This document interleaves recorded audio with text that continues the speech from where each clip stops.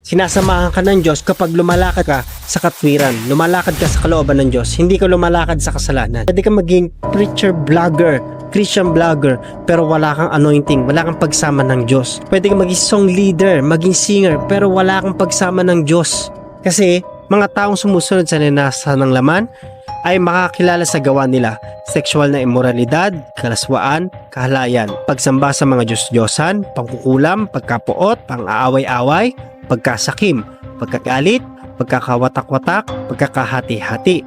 Ang mga namumuhay ng ganito ay hindi mapapabilang sa kaharian ng Diyos. Ibig sabihin po nito, hindi ka lumalakad ayon sa kalooban ng banal na Espiritu.